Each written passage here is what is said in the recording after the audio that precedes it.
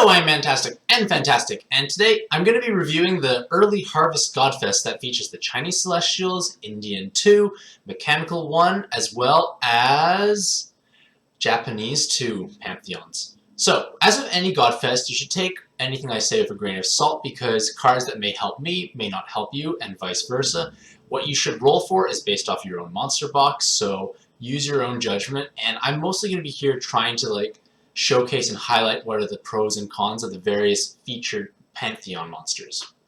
So, there is a Gala of Tides occurring alongside of this, so just keep a mental note that it might be more of a splashing success.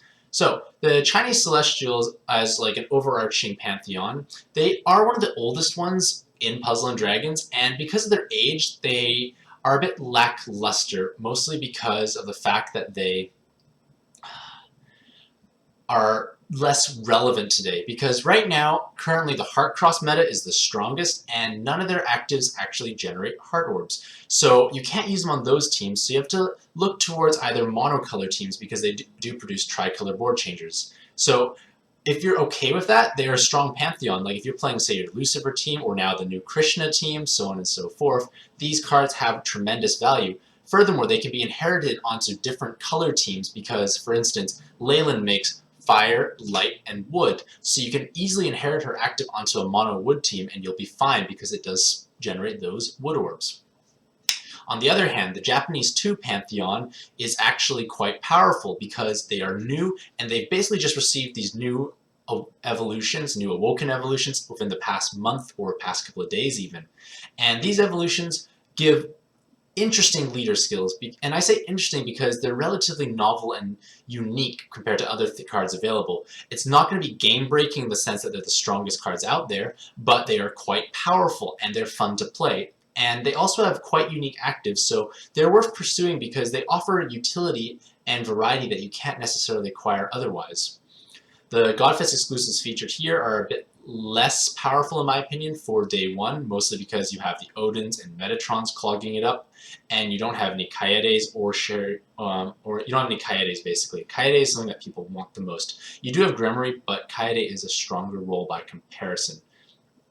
Conversely, on day 2, we have this Indian 2 Pantheon, and the Indian 2 Pantheon is perhaps one of the best Pantheons currently available. If I had said that 6 months ago, you would have probably laughed at me. But in all honesty, the Indian 2 is probably the strongest Pantheon available right now, mostly because they have new evolutions and they are relevant leaders and they're just incredibly powerful at this moment. Right now, Krishna is probably the strongest non-Godfest exclusive leader or Monster Point card you can possibly get. Sarasvati is one of the hardest hitting leaders in the game. Vishnu is okay, he's kind of a bit of both, but not the best at the moment. Ganesha has incredible value now because you can rank up faster with them, so a lot of people want to push their ranks, they will use Ganesha. And Durga is still okay. It's a reasonable leader, good for starters, for instance. On the other hand, Mechanical 1 is also a strong pantheon if you don't care about heart crosses. This is because they break heart orbs, but they also change poison jammers as well as providing haste. So they do have a lot of value if you don't play those heart cross teams. And like I said earlier, the Godfest exclusives are a little stronger in this day, mostly because you only have the Sonyas clogging up as like the dead weight by comparison, and you have basically Kaede, you have Charius Roots, you have Dark Kali, the more desirable ones outside of Gremory and I guess Paimon to a lesser extent, of high-end Godfest exclusives worth pursuing. So I'm just going to be going through all the individual monsters and just highlighting their pros and cons or where they're strong at. Just look forward to that. I don't review the Godfest exclusives because they're just kind of stagnant by comparison. So Awoken Leyland is actually a lot stronger than she used to be, mostly because Krishna has been released. And Krishna is the strongest, basically, fire leader in the game at the moment, as well as the basically the strongest non-Godfest exclusive, non-Monster Point card available. So Leyland has a lot more relevance now because she has Synergistic Awakening, she has the Dual Rose, she has the full board changer that has beautiful synergy with Yamato or Chiyomi, so on and so forth. And possibly in the future when we get Reincarnated Minerva, you can use them on those teams of Ilm. So she has a lot of value moving forward. So she's actually perhaps the strongest along with Haku in terms of viability at the moment. All the Chinese gods aside from Sakuya have niche leadership potential. It's 16 times for matching 3 out of 4 elements. It's okay. They're better off as subs or as inheritance on other teams. Karen is pretty, she's blue, so I like her, but she kind of has less value nowadays because water tends to have very powerful orb changers, or board changes, because you have Blue Sonya, you have Ryune already, and like it's just hard to fit in Karen because Ryune does hard orbs, whereas Karen doesn't, and Blue Sonya has 2 elements, so it's automatically better in most cases, but you still can use Karen on a variety of water teams. Furthermore, her board change has great synergy with Citri, Hermes, and Hatsune, so you do have the ability to make 2/3 water boards. However, you might actually find the most value out of Karen on your dark teams, especially when you run Pandora, because Pandora can break the wood into dark, and that way you can have 2/3 dark, 1/3 water boards, or you can combine with Satsuki, so on and so forth. So she has some value there, but not as much as Leyland, mostly because you won't be using her as a sub as often. Mei Mei's kind of in the similar boat to Awoken Karen, except that she has possibly some better team usage because currently right now, Awoken Kushinada Hime and Ace Bestcat love tricolor board changers because it basically allows you to guarantee at the very worst pretty much 8 combos. So with those 8 combos, you're probably going to kill most things. So that's valuable. Furthermore, those 2 prongs, while not necessarily perfect for those combo leaders, it has value on them because let's say you don't have a perfect multiple of 3 wood orbs. You can match that 2 prong to penetrate high defense bosses, so on and so forth. So she does have value. She is somewhat eclipsed by Verdandi and Sylvie because they make hard orbs, but still worthwhile. However, like Karen, she's used on a lot of mono dark teams, especially with Pandora, because you get the 2/3 dark and 1/3 heart board. So she's better than Karen in those regards because you get the additional heart orbs. Awoken Sakuya was once a very strong leader, but power creep has gone very quickly, and 100 times on a rainbow leader that's not consistent is not good enough anymore, unfortunately. So she's now mostly regulated into like a sub or an inheritance role. And as a sub, she's actually quite powerful because she is perhaps the strongest or the most offensive-oriented bind clear active in the game because she does a 20% gravity alongside of the 3-turn bind recovery. So with that 20% gravity, you can either chunk down a very high health boss, like say Kali in Arena, because you didn't want to use the bind clear, you can at least do something alongside of it, or it can be used to push things beyond a resolve phase. So say it's at like maybe 55, 60% health, you pop Sakuya, it'll push it down below the 50% resolve, you can kill the boss. Niche uses like this, but it gives a lot more value to the bind clear. And as a sub, she's actually well liked on, say, mono light teams because, well, why not have at least a bind clear that's on color, bind immune, so on and so forth. But Sharius Roots probably gains the most value out of her dragon typing, as well as the awkward to cover water coverage. She's also good on various rainbow leader teams like Ranove because she does have 2 colors that are not Ranove's colors, for instance. And finally, we come to Awoken Haku, and Awoken Haku has probably the best board change synergy of all the Chinese Celestials because Akachi exists. And with Akachi, you create a 2/3 enhanced dark, 1/3 heal board. So that actually has a lot of combos power because basically you can one-shot bosses with your mono dark team, and even teams like Gremory and Halloween Xiangmei might run Haku's active or her dark typing for Devil so they can use her on their teams because you can combo with Akachi and basically guarantee an explosive burst kill board. So Haku has a lot of value still, even though there's a hard cross meta just because Akachi exists. If you have Akachi and you have Haku, you can use them together on a hard cross team. So next up is the Japanese 2 Pantheon, and Ame no Uzume was the most underwhelming of all the Japanese 2 cards released. She's underwhelming or disappointing, mostly because nothing really changed. She became a leader that can achieve 56 times damage, but you have to be above 80% health. So anytime you get hit, you will lose your multiplier, and her active doesn't actually heal you, it just improves your recovery. So you may never actually be able to get above that 80%, so what's the real point of that? Like, you regulate her to farming teams, but then there are much better farming cards out there, so it's just awkward in all honesty. And her active skill got marginally better, 2 times recovery instead of 1.5 times recovery. Most people didn't use the recovery benefit except for maybe baiting out like Xerac Infinity status voids, so nothing really got upgraded. Furthermore, she actually lost her god typing, so some teams that were relying on that god typing are sad. And a lot of people may actually be keeping her in her fire-water form just because of that God typing, and it acts kind of like a less offensive Rosule on Ronove teams, or even as a base for skill inheritance on Raw Dragon if you don't have good color coverage. Something to keep in mind, but it's not the end of the world if you only use her in her fire-water form. Next is Yumesachi Yamasachi, and he is now a 400 times Rainbow leader. That's kind of ridiculous because if you have 3 sets of water combos alongside of your 3 other elements, you basically one-shot any boss in the game. Like, I don't think there's really cards that can truly survive a 400 times Yumesachi Yamasachi burst, because that's a lot of damage. Like, you don't need a damage enhance. And in all honesty, if you have 144 times, you're probably killing most things. And that only requires 6 water orbs. And his active skill has beautiful synergy with his leader skill because you're condensing your board, you're making water orbs, you're removing jammer and poison orbs. However, his active skill did get changed. It does generate dark orbs instead of wood now from hearts, and the jammer poisons wood, but he gained 1 turn of cooldown. And that seems a little unfair because 7 turns is beautiful, and why is it 8 now? It just doesn't feel as nice. So with that being said, if you have duplicates of him and you want to run him as a leader, I strongly suggest you keep one of them in the water wood form, because that way you can have that wood coverage as well as a wood generating active.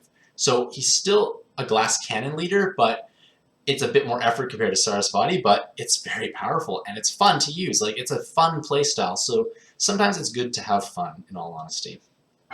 Next is Kushinadahime, who just got her new Awoken evolution, and she now has this very unique mechanic of not allowing skyfalls to occur. So what happens is if you clear off your board, obviously those orbs do drop down as they normally would, but no new orbs fall down until you've actually done your combos, they multiply and attack. Then new orbs fall down. Those new orbs that fall down cannot match. They could have all connected, but they will not trigger a match. So there's no Skyfall, so she's a 100% skill-based leader because there's no luck involved anymore. So being skill-based like this can be a lot of fun to play because it tests your comboing skills. You can also see if you left orbs unused. Furthermore, this also allows you to have perfect damage control because you will not make any more combos than planned. So if you wanted to make 5 combos to stay under an absorption shield, you only actually make 5 combos. So there is advantages to that. Furthermore, she actually gained bind immunity, which everyone's been waiting for, and she also has that recover bind, so she now actually acts as a viable option for bind clearing. Furthermore, her active skill was changed to gaining one additional combo for 1 turn, along with the same 75% damage reduction for 1 turn. So now, if you are only able to make, say, 8 combos, use your active, you make 9. So that's a good way to, like, boost her damage up when you need to have, like, an extra bit of oomph, or you want to shield yourself at the same time. Furthermore, she actually scales up to 169 times attack, which is pretty amazing, but she ramps up pretty quickly. If you make 7 combos on average, she's actually a powerful leader because you get at least 49 times, and unlike Ace Best Cat, you only need to make 1 wood combo technically to trigger off her damage. So that can ease up on active usage, so that can be beneficial, as well as ramping up faster because you don't have those wood orb claws. However, it's not going to be necessarily this top tier leader because you don't have health or recovery multiplier, and without Skyfalls, you do have a bit of a tougher time healing up, as well as somewhat difficulty hitting big damage unless you bring Killer Awakenings or a damage enhance. Because yes, 169 times is strong, but you don't get prongs at all, so that can be problematic. Next is Awoken Izanagi, and Izanagi is essentially a rare machine form of Miru who is weaker. I say he is weaker because his active skill is less beneficial in most cases. His enhance is useful, but you're better off with other types of enhance, and in most cases you want to actually generate heart orbs, because if you have a heart cross, you survive any attack, basically. Furthermore, he's vulnerable to binds, unlike Miru, but the nice thing is he's much easier to obtain if you have him. Like, his Awoken form is much easier to evolve, he's much easier to skill up, and for players who are unable to farm their own Miru, you can use Izanagi paired with Miru, and you actually have pretty powerful of a team. Like, it will be pretty effective still, so don't lose hope if you can't jump onto the Heart Cross hype train and you have Izanagi, because you can use him as a filler for Miru at a later time. His two prongs do allow you to achieve different, like, high burst damage, as well as possibly wanting to build more of a two-prong oriented team. So you do have some different flexibilities, but it's still a good card. Like, it's still usable. My mom actually uses Awoken Izanagi because she doesn't want to farm up Miru, so this is a good option for her. But other than that, like, he does still make a good sub because his active skill is now only a 6-turn cooldown, which is great because it used to be much higher. And now with 6 turns, you can easily inherit something on top of him, whether it's a better burst active or a full board changer like Saria to combo better with your Heart Cross potential. So he is a lot more powerful than he used to be before his Awoken evolution, so this is great news for Izanagi owners. And finally, we have Awoken Okunashuni. I can't say that name, and I never will probably. And this new evolution actually allows him to basically become the dark form of Ace Basten. So he does get 144 times with 10 combos and 3 dark matches. So it is a nice scaling. You do have lots of utility in dark, and he has a pretty powerful active because his active now allows you to delay for 2 turns as well as 2 turns of 1.5 times damage enhance. Yes, you gain 3 turns on your cooldown, but providing double the duration of delay and burst can be beneficial. Furthermore, you can inherit him onto various teams as it's one of the stronger delay options now available if you don't have, say, Orochi. However, you do have to note that he did lose his God typing and a second 2-prong, so you may not necessarily use him as a sub on your Yomi Dragon, who will get an evolution in the future, but this Devil typing allows you to use him on Pandora and Bangana teams. So, more valuable, but you at least have choice of making Awoken or not Awoken based on what you need. If you need it as a sub, you may sometimes keep it as Dark Water just because it has the God typing or the shorter cooldown of the 2 prongs if you need to burst more. Either way, it's good to have options, and if you have duplicates, even more value now. So, in day 2, you have the Indian 2, and it starts off with a bang with Krishna and his new evolution, because Krishna is probably the strongest non-Godfest exclusive, non-Monster Point leader in the game. He forms a powerful 2.25 times health, recovery, and 45.56 times attack team when matching 3 sets of fire combos. Now, unlike Xiangmei, who's restricted to only healer types, Krishna can use any fire sub you want. So that any fire sub clause means you can use any, you can basically build the dream team from your box. You're not restricted whatsoever. So you can have amazing amount of flexibility of utility. And because he's so tanky and durable, you're probably going to hit like 65 to maybe even 70,000 health.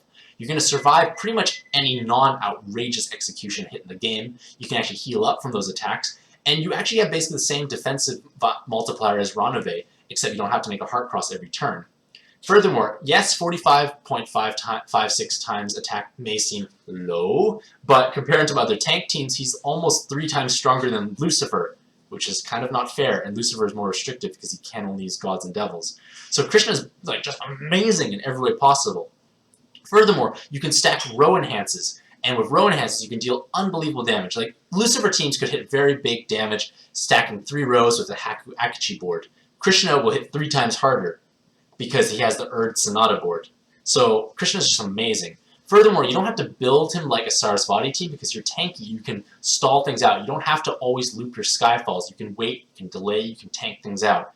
So he is capable of definitely clearing Arena 3 level content. So people who have Krishna should be very excited. I will be doing a review on him soon. It's at the top of my priority list, so that should come out in a couple of days, so look forward to that. Next is Sarasvati, and Sarasvati is basically the blue, prettier, and harder hitting form of Krishna, except she's a glass cannon. She now actually provides a passive 2 times attack to all water types, and when you achieve 3 water combos, or you hit 100 times damage. So you hit unbelievably hard with only 9 water orbs. If you have 12 and you make the row, things are dead. Everything's dead, basically. Like, Sarasvati blows things out of the water, figuratively speaking. But because she is fragile and you need a lot of orb changes because you can't stall effectively, she can't be used all the time. Mainly because if the dungeon has too many mechanics and you need to bring lots of utility, you're not going to want to run Sarasvati because you need those orb changers really bad. You just badly need those orb changers. So if you're loading up on utility or there's lots of wonky mechanics, damage absorbs, you should not be running Sarasvati. However, in dungeons where you need high burst damage, Sarasvati is your go-to girl because the damage is spectacular and, like, no one else really can compete for ease of access for damage when you use Orb Changers. Like, Sarasvati is kind of the queen of that at the moment. Next is Vishnu, and Vishnu used to be one of the most desired wood monsters in the game, but he kind of fell from grace, mostly because 2-prongs are less popular now, and his triple dongs basically go to waste. And leaders like Ace Bestcat and Kaede kind of do his job better, because yes, he's a wood-based combo leader, but Ace Bestcat and Kaede hit that multiplier much harder, and Kaede has defensive utility. So Vishnu just doesn't do anything exceptionally well. Still a strong leader, but unlike Sarasvati, who's like the queen of burst damage, and Krishna, who's the best tank team in the game, he doesn't stand out as anything amazing, so he's just not used. Furthermore, Ace Bestcat and the Woken Kushanati teams, while they could benefit from 2-prong, it's not as important because you want to squeeze in the extra combo in most cases. Next is Ganesha, and Ganesha was largely forgotten and probably sold by a lot of players, and they're going to regret it now because Ganesha is now one of the most desired monsters of the game, especially for those who want to push rank, because they now grant 1.5 times experience as well as the 2 times coins for completing a dungeon. So that experience of a lifetime done with one Ganesha provides 300,000 experience. If it's dual Ganesha, you get 450,000 experience. Mind blown. Furthermore, in Japan, they've actually devised push-button teams to farm Monday Dungeon, and I'll do a post showcasing those teams later on, hopefully before Monday. And basically, you can get 130, 140,000 rank experience by push-buttoning a dungeon within like a minute. Nothing can compete. Super Ultimate Dragon Rush was the most efficient and is now no longer as efficient. And Super Ultimate Dragon Rush was much harder to clear by comparison, so this is unbelievable. Like, Ganesha's amazing now, because people now can rank up. So you're going to see people in the next couple of months probably like rank 600 or 700, and they may have just got there from a lot of push buttoning. So rank has less importance now. Yes, it's still important, but it's less like as a status symbol as it used to be now because of Ganesha and Monday Dungeon to a certain extent. And finally, rounding out the Indian 2 pantheon is Durga, and Delightful Durga has become a 56.25 times attack and 2.25 times recovery team for Devils, but she's still a rainbow leader. She has flexibility, but it's that flexibility that costs her damage. And it's not enough damage in today's meta. Like, it's a fun leader, it could be useful, but it's just not usable late game. Yes, you can use her early game. It's probably one of the better starters because you get flexibility, you get learn how to combo, so on and so forth, but later on she's going to transition out, and she may have use as a burst active inheritant because she does provide 2.5 times attack for God and Devil types, but your health is reset to 1, but that health resetting to 1 has value on, say, Dark Metatron teams who need to keep their health on a specific threshold. Furthermore, she may actually have a lot of value on Sephiroth teams because of the dual skill bind resist, as well as the water coverage and the Devil typing, so Sephiroth will like her more. And the last pantheon to be featured in this Godfest is the Mechanical 1 series, and like I said, if you don't care about heart crosses, they're strong subs because they have a great plethora of awakenings. They have 2 orb enhances of their color, 2 heart enhances, 2 skill bind resist, 2 skill boost, and a god killer. And almost every single time you should make this evolution of the various mechanical ones because they have better awakenings, unless you need the color coverage for some reason. And that's usually only the case for Pollux because of rainbow leaders. So Antares has perhaps more value now, mostly because you can use them on Krishna teams, as well as being god type, so when Shiva Dragon gets a new evolution, you might have more value. Also has potential synergy with Scarlets and Cow Cow if you want to form a system, because if you have 4 cards across the team, including Friend, who have 7-turn cooldown and 1-turn haste, you actually can loop those actives using 1 active every single turn. So it has some value there, but with Krishna coming out, Antares has more value, but the downside is the orb enhances are less valuable because Krishna already has 10. Next is Alareshka, I can't say that name, but she does have value on a variety of teams. I just need to slightly edit that, I don't know why it didn't get changed. But basically, Blue has a lot of good subs, but with this God Killer, she's now more appealing. Furthermore, you can save a board changer with her active because you actually remove Jammer and Poison Orbs, so value there. Spica follows a similar train of thought, but has possibly value on, say, Ace Bestcat teams and a Woken Kushanati team because they have the God Killer and the Enhanced Orb Awakening as well as Enhanced Heal significantly help those teams survive.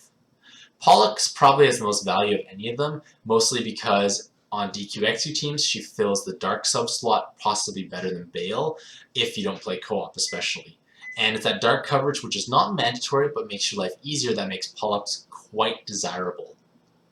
And finally, Castor has that God typing, so it still has use on Yomi Dragon and Lucifer teams. Hopefully Yomi Dragon gets a tasty new awake evolution that makes him top tier again, or at least strong enough to compete. So Castor might be well positioned there. And even though he doesn't have Rose or 2-prongs, he still can be used on Lucifer teams for that God Killer, and the Enhanced Orbs help add damage diversification. Furthermore, all of these mechanical ones make great bases for skill inheritance because they have powerful awakenings. So, in summary, day 2 actually has good, I feel day 2 is a bit stronger overall, mostly because the Godfest exclusives are a bit more powerful, and these cards, provided you're not playing Heartcross teams, have value all around. Yes, the Chinese gods are good too, and Japanese 2 is great, but I find Indian 2 is a bit stronger than Japanese 2, mostly because Ganesha is unique, no one else does it. Krishna is the best leader of all of them. Sarasvati hits the hardest compared to any of the leaders, so you have more unique, powerful cards in Indian 2 compared to Japanese 2. So, let me know what you boys and girls think about this Godfest. Do you plan on rolling? And if you're rolling, what day are you rolling? As well as what you're hoping to actually acquire. So let me know in the comments below. This article will be linked in the YouTube description as well, so take a look there if you wish to read over my review. So, have a mantastic evening, best of luck if you roll, and happy puzzling!